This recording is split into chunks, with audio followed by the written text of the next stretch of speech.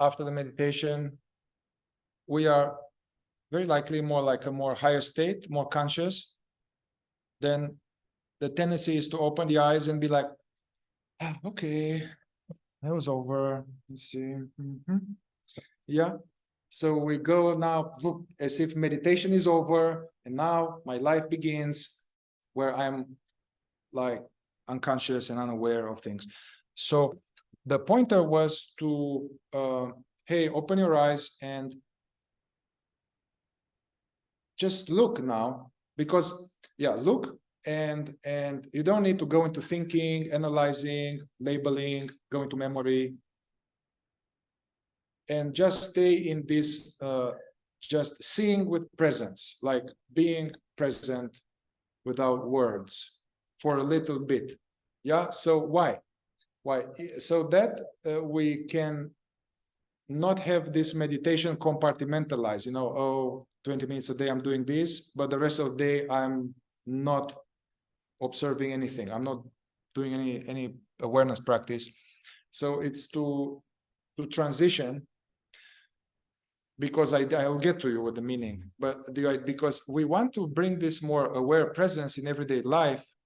So it's nice, actually. I'll give you exercises, and I have exercises where when you need to think, I need to plan this, I need to do this, it's okay.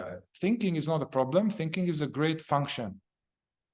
The problem is that in sleep we have excess of thinking. It's unnecessary thinking. It's all the time thinking to the point that it's full, and it's unhappy thinking. And actually we are like a veil. We are missing out because all of these bubbles, like, oh, will they like me? Oh, I think there's this is money, 250. It was like that. It was 250. It cost it, but it was actually on sale. I wish I should have bought that gun. Oh, look at, I hope they don't judge me. Oh, am I too skinny or am I too fat? Oh, and so this is happening all the time, like this. So the idea is to have some choice.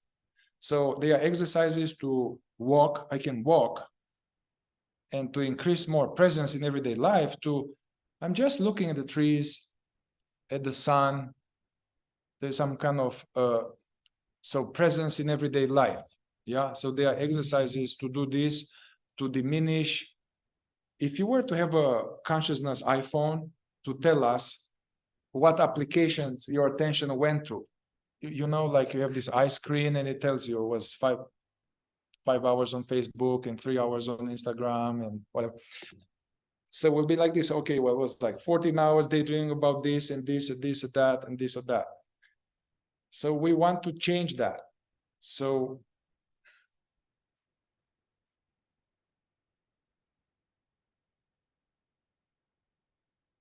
the excess, what you're describing with this 6 and this reminds me of this or that. This is just mind activity, incessant mind activity that is useless now. And that reveals this, and it's not just you, everybody does this. It reveals the state of where we are, where all the time is a chatter. At this point, that's an obstacle. So we're good to balance it out, so we can be in less chatter, more presence. We can have an off switch, so that the thinking is more like when needed. Let's say you are going to writing workshop.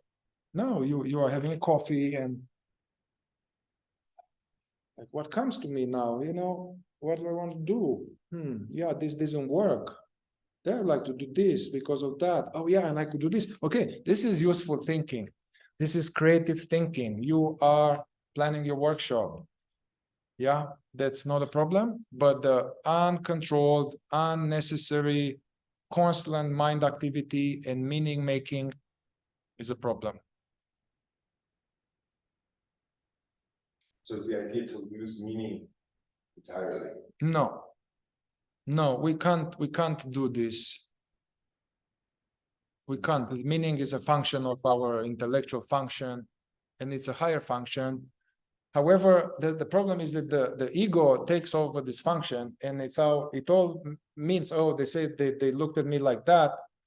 She judges me. She's judging me because of this, and she feels that I'm not good enough. And so you see all these meanings. The ego is making so much meaning that is miserable, and also making assumptions, making stories. This creates misery. So a lot of the meaning can go away, nothing to lose, but you still have some meaning.